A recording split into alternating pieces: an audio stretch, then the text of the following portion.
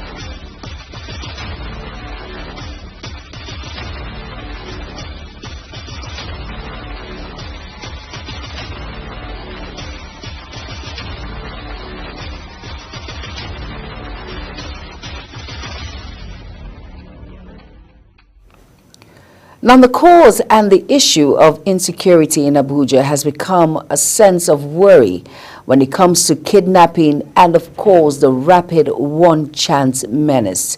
Many individuals in our society are afraid, are scared, and wondering what is going on. Now, some people have the view that Abuja is a place for the high and mighty when it comes to individuals with lots of monies, riches involved. Other states do not suffer so much when it comes to one chance, when it comes to kidnappers, because, hey, this is the FCT. And a lot of things happens when it comes to business, when it comes to individuals from different parastatals. Now, the alarming sense of one chance and also kidnapping has reoccurred again. In another word, it has resurfaced again. Now, we might say as individuals, what are security agents doing? What will we say? What happened all these months where there was a hush, there was nothing like one chance, or will I say it was not as rampant as it was back in February or January, February or March? Now we face another resurgence of one chance and kidnapping. And a lot of people may wonder why. What is the issue? Is it lack of employment or the hardship that is happening in our economy? Now, for very serious attention, these incidents have been a cause of concern for residents and authorities alike. Now, we cannot say that our security agents are not working. A lot of them are working, going into areas where this particular menace is rampant when it comes to kidnapping and, of course, one chance, of course. Now, it is important to understand what are these patterns of crime that these criminalities engage in. How do they resurface? How do they gather? And how do they perform this very wicked act? A lot of people will say some have their routine. There are some areas which are affected. We might say places like Pape, Maraba, a lot of places where you cannot find the high and mighty. It happens there. But the rate at which cars are used for these crimes is alarming. What measures can be taken to address them? Of course, being informed. They say the police is your friend, but how truthful is that slogan? Many people say some policemen do not even understand the pattern of these criminalities. And that is why I am being joined by no other than Bolaji Adigun. And of course, he will be giving us some insights on how these criminalities perform their enterprise. And of course, the way forward and how we can curb this menace in the Federal Capital's territory, Abuja. Let's quickly go on a quick break and wait for our guests to join. Remember, it's Inside Today. I am Jumai Manson. Don't go anywhere. Stay tuned.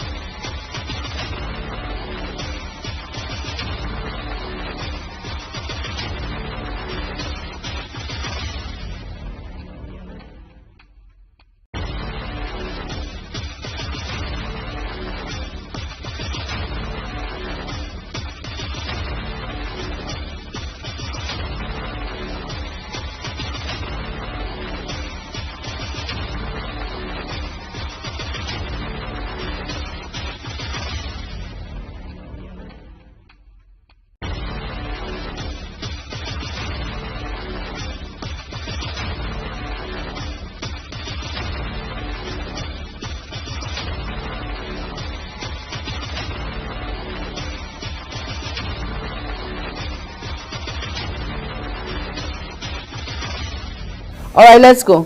Yeah, okay. All right, you're welcome back. And if you're just tuning in, this is Insight Today on Global Television.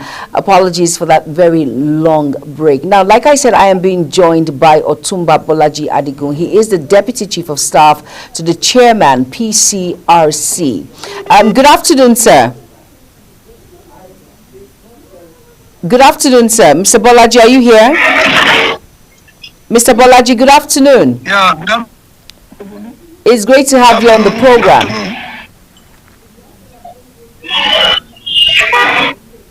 It's my pleasure. It's great to have you on the program.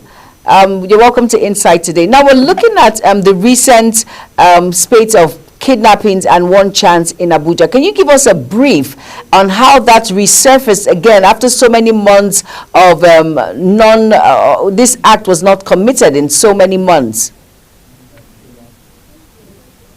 Well, I want to say good afternoon to everybody. I think the efforts, we all know what the percentage of the kidnapping and one chance was. About some 3-4 months ago, it has become a rampant business in Abuja and its environment. But after the promotion of some of the officers, some people are promoted from CP to AIG, some AIG to DIG, and some DIG to IGP. I think this has brought this little bit of sanity to the situation where we have laxity in some aspects. So when we say laxity, every police officer is trained at his own merit.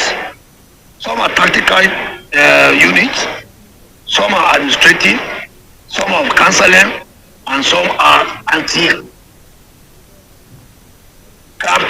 like we know the SARS and co.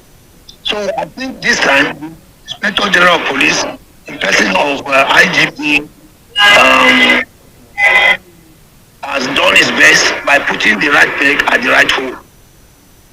We are fortunate to have Benedict Igwe, the FCT command.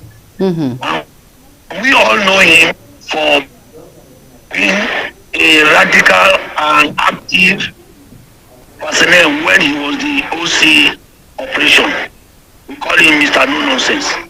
So I think for them bringing him as the FCT command, FCT chairman, commissioner, has done a long advantage to FCT. I can give you an instance where I met him the first day. When I saw him yesterday, he was dozing, he has not slept. He's a workaholic and he's an active man. So what he has told his men is that anywhere there is problem within 1 and 2 times, the DPO will be removed. And I'm sure no DPO wants to be removed. No DPO wants a sleeping partner. Everybody is running now to get promotion because of the new police commission that we had. He has released all promotions. So everybody must try to make sure he's communicated with the position being given to him. In the long run, I think the PCR, the police, FCT, they have done very much well, and we need to commend them. There's no any country or any state that we can say crime is 100% eradicated. But I can tell you in Abuja today, most of the areas have been combed. The impossible areas that people cannot touch has been touched. The area that people said the Yandaba and the man have gotten it.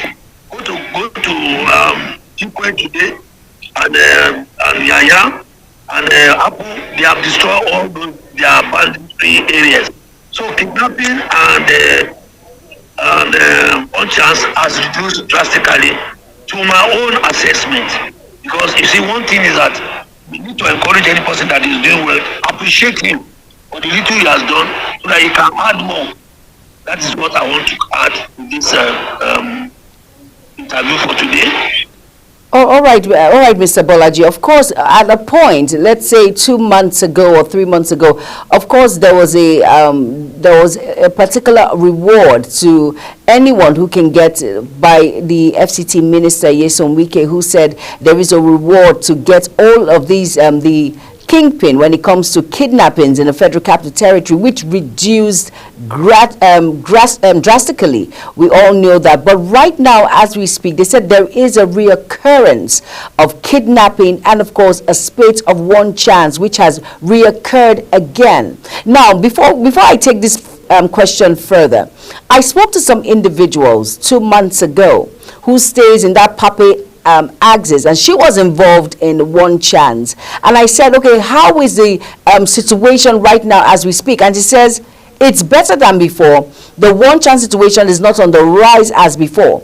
But as at now, as I'm speaking to you, there is a reoccurrence of one chance and kidnapping in the FCT. Now, will I say because the security agents have been on top deck when it comes to fighting criminality in the Federal Capital Territory, there's been a lackadaisical attitude for the reoccurrence of these criminal elements to come up again with this spate of kidnapping and, of course, one chance in the Federal Capital Territory? My Global TV, you see, the blame has to go to both sides. The police officers are not spirits. And since last year, there has been a slogan of when you see something, you say something. I'm aware. It can save life. Most of us will say, and we shall say, policeman will not act, policeman will not. Are we not doing that, sir? Why not report and see if policeman not act? Because most of us, we are still living with the reputation of the police in the 40s. Mm-hmm. The modern police now, it has changed. And I don't know what people want again. They have given you the numbers to call if there's any stress. You don't need to put your name. And as a citizen, you have the right to ask back what action has been done on that report you have made. Most of us are adamant. We don't want to help the police. You say it is their job, it is their job. I'm forgetting that they are not spirit, they are human beings like us. Mm-hmm. And it is we that are living within the community that can give information. The little achievement done is through information, and all we need to do, the media need to help us by sensitizing and publicizing the method they are using so that we can learn. I remembered about 3 times now. Okay. They've shown us this time they use in kidnapping. They show us how they normally stop and carry people. They show us how they normally throw gas into somebody's head and sleep. And we should not be waving cars that we are not too sure of. Your mind will tell you the type of car you are having. Exactly. You will see people, about 10 people entering the car at once. You don't know the type of car. And this is the time they come out because they know that's the opportunity where they can carry people. Some people will sit in the vehicle and say, we don't mind. So when they drop 1, 2, 3, before you know this, the operator on the balance works in the car. So all these things too, we need to work on the community to know our rights. Not that every time we just bounce into anything. Once you see something, say something, it will help. And like I said, nowhere in this country there's no crime. Very true. It is the reduction in crime. And I'm happy all of us have been seeing reduction in crime. So let us appreciate the little that of course, of course. Criticizing them for every minute. All right, Otumba. Otumba, are you there? I'm with you. All right, I want to ask a question. You know, when you said something about the community, for instance, now some communities, there are individuals in that same environment who will say, I would rather keep this sort of information to myself because I do not want to be tagged. Sometimes in the Nigeria in which we find ourselves, if I come out and I say this particular neighbor or this man has a very suspicious movement, the individual might be tagged, or at the same time, these criminals will come out of prison and winch hunt that particular individual who has given this information to the police. Now, how secured is the community when they want to work hand in hand with the police without implicating themselves and their lives being in threat? Yeah, thank you very much. Like I said, enlightenment is what we need. There are channels of information. It's not necessary that you must go to the police. Why are we having traditional heads? In any village in Abuja today, we have Yoruba traditional head, we have Gwari traditional head, we have Igbo traditional head, we have Inuit traditional head, we have other languages, we have even Fulani. So what is the work of these traditional leaders? And I can tell you vividly, last month, our Honorable CP, Benedict Igwe, called for traditional meeting for all the traditional rulers to give them the power for them to operate and how they discriminate information if they have any information. They have the right to call the DPO, they have the right to call the area command, they have the right to call the CP, and they have the right to call the zone. In fact, the zone is always ready to even give directives to anywhere there is a problem and be there physically. But Nigerians will be living with 20 years information of the relationship, with the relationship of the police and the community. Time has gone. We are now in the century of education. We are now in the century of elite, whereby information is very, very necessary. Please, I will advise that please, let always give information to the appropriate area. Any DPO you go and tell, when you bring that information, don't give it to the clerk and the counter. Tell them you want to see the LPO. There is information from the CP that whoever brings any report of not attending to a person, he will be punished. In fact, yesterday, if you look at the one now, you will see where IGP was talking about community leaders. Okay. That police cannot operate without community. Very true. And it's the community to give information. You don't need to be trained. We know ourselves. I'm sure if they ask you how many people are in your office now, you should be able, without closing your eyes, you should be able to know how many. True. So if it will be not resume tomorrow and take your death, maybe 1 week. So why don't we practice this same system? In every community, we know who and who are supposed to be in our area. And when you see any situation, you have the right as a citizen to query the person or report to your Degeti or Miangwa or Oba to query that person and ask his family where they come from. And if you see any bad character within your territory, it is your duty as a citizen that you want to be protected to make the report to the police or to your divisional heads. And that is advised at the same time why we having police community relations committee, which is 40 years in existence. These are the information that you need to work on to get these people work on their toes. Very, very, very true. Now, Otumba, now with this recent incident, and of course you are part of the political, security agency, so you know one or two ways in which one can actually tackle this menace in the Federal Capital Territory at large. Now, what are the strategies that should be put in place to address this unrest? When I say unrest, I'm talking about kidnappings and, of course, one chance. There's so many others, but let's focus on kidnapping and unrest. What strategies do you think should be put in place by security agents to fight this unrest in the Federal Capital Territory? I think what we need to do, at my part advice, is that the CP or the area command needs to wake up by having a monthly report from his or our own territory, whereby crime is rising. We all sit down at the round table and ask, how do we tackle this? What is the problem? Because sometimes, I can tell you, sometimes people will be arrested. You will not see people from the top going to meet the CP or going to the media command that I'm interested in this case. I will make sure this guy does not happen again. If that happens, why not call the whole community together and decide on him? Okay, even if you are going to forgive him, it will be 1 or 2, 3, 5 community leaders sitting down to speak to him and make him to confess that he will never do that. But mostly when people commit offense and they are being begged for and they are being released, they go on their ego again that I have somebody, once I'm caught, I will be. And those people are getting more guns. So what we need to do is that we need to check ourselves, the community, by not going to bail somebody that we know is a criminal. Let him be punished. By the time he's punished, that is why they call it, they may call it prison again, and they call it reformatory center. Yes. So where you go and reform yourself, you will come back to be a good citizen. But when somebody is notorious and you didn't allow him to go to that test school, he will still come back to be a most notorious gang within the community. So the community needs to work, and the police will need to stand firm on their right. let them go and report you to the IGP. IGP is somebody who will look into history of what happens. Write your statement, take your statement, let him have his fingertip. That is not under duress that he has confessed. Some will go back and say it is when they were beating me I confessed. No. The police officers don't do that again. They will sit you down and say, oh, it's not under duress, you are not false. It is a voluntary organization, a voluntary statement. So with that, we are having reduction in crime. Yes.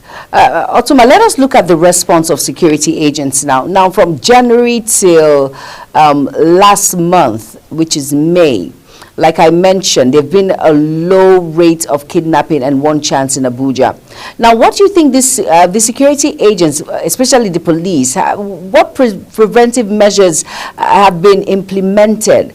Because it's not for all of us to say, hooray, hurrah, the rate of kidnappings and one chance has reduced, but were there any preventive measures? It might not be as high as it was in January, the truth be told.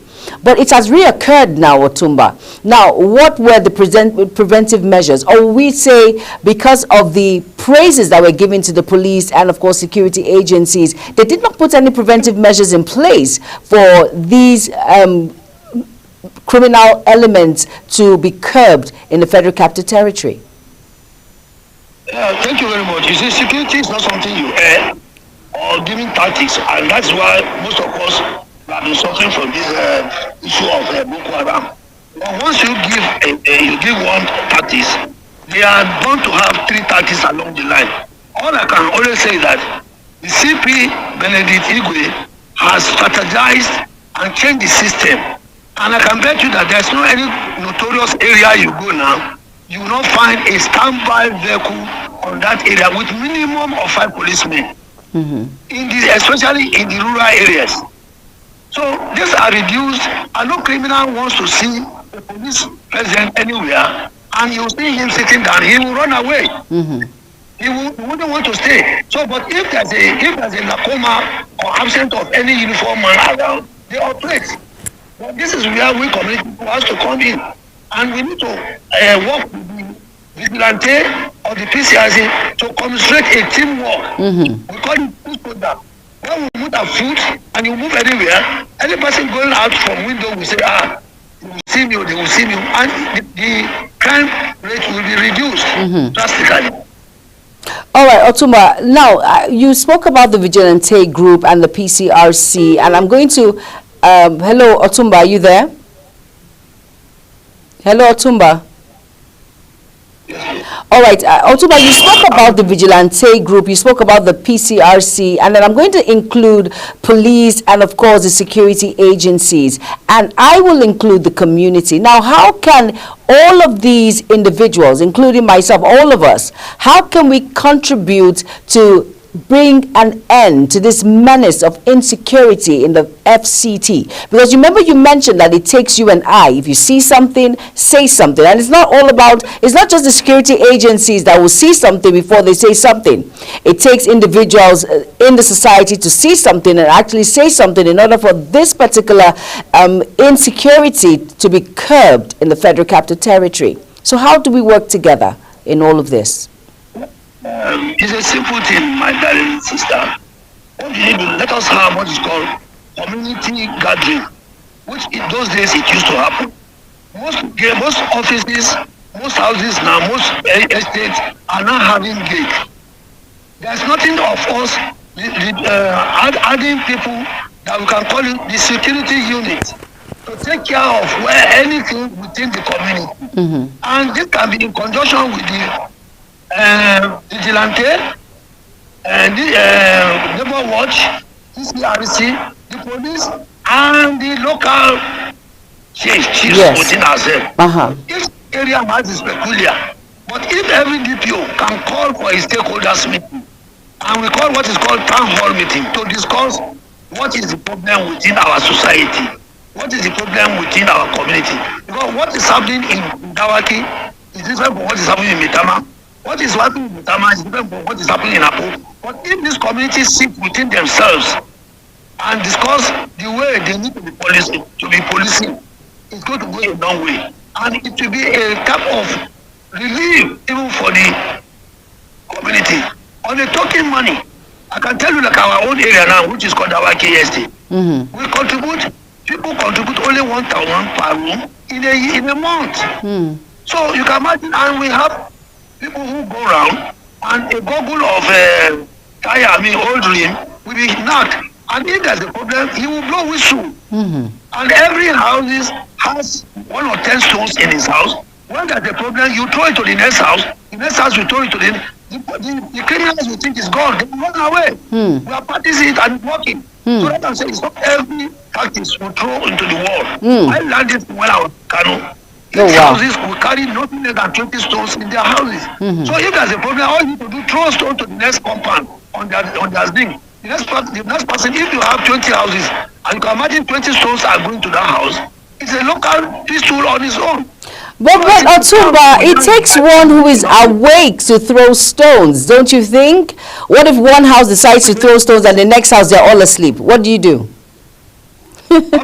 What if it only takes people who are awake to throw stones, don't you think? Some people sleep really deep, so how do you work with that? That is better, man. If armed robbers, like the time they came before we established this, they came from day, and they operated about 6 flats. But since we established that system, we have not seen one person. It's not every day.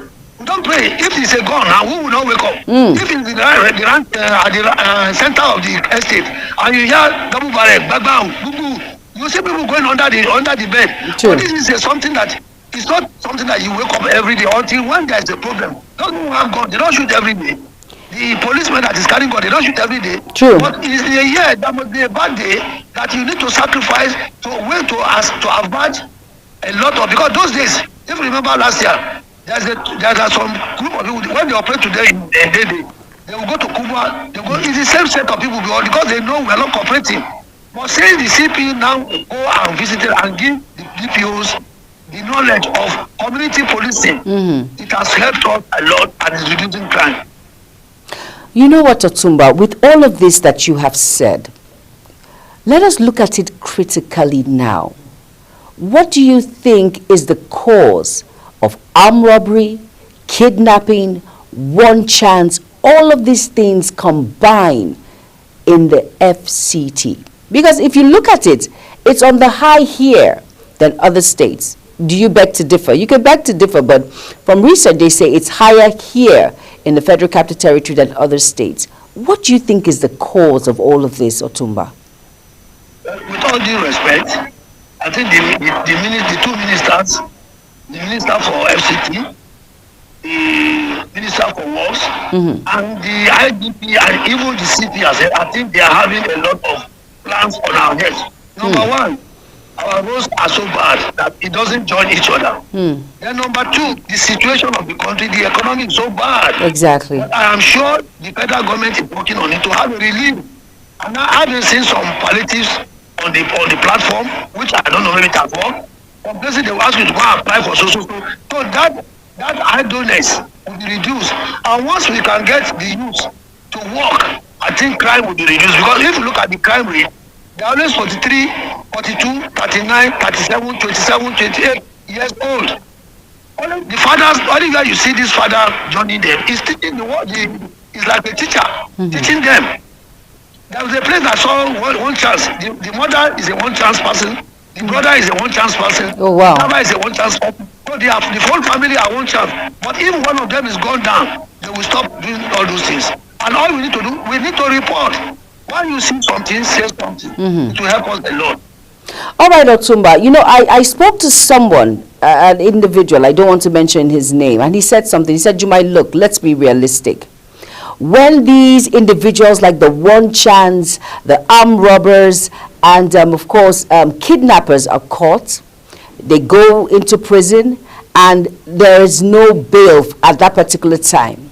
Once they mix with other criminals and they upgrade, like some of these armed robbers that are into petty thieves and all of that, they mix with real criminals and then they upgrade and they come into the society and they create and they cause more menace, they cause more havoc. When you mentioned something, you said it's not prison, it's called a reformation. You mentioned something, reformation. You mentioned that, Otumba. Now, what will you say about these individuals that go into these cells and then they upgrade and they come out and become worse than who they were when they went into prison before? Would you say that the society in which we found ourselves have not done enough to actually teach these individuals handiwork for them to change and become better individuals? Or do you think there are not enough opportunities to these individuals who are in prison who feel that, well, they've lost it all, so why don't they continue to win? Some don't even care if they die in this act. What can we say about issues like that, Otumba? Yes, my moderator, you have said it all. You see, in every family, in Nigerians, we have different characters. There are some that are bomb bastard. There are some that are so hardened. There are some that are ordinarily taking cane. Somebody, I mean, when I was young, if I see cane, I started using it on my body. And there are some people that they can take 12 lashes without even crying. Me, without even being beaten, me, seeing the cane, I cry. So reformatory is something that it means you have been sentenced for 2 years imprisonment, 3 years imprisonment, and I have been there. I've seen it. There are a lot of opportunities. You can be a teacher, you can be a carpenter, you can be a tailor, you can be so many things. There are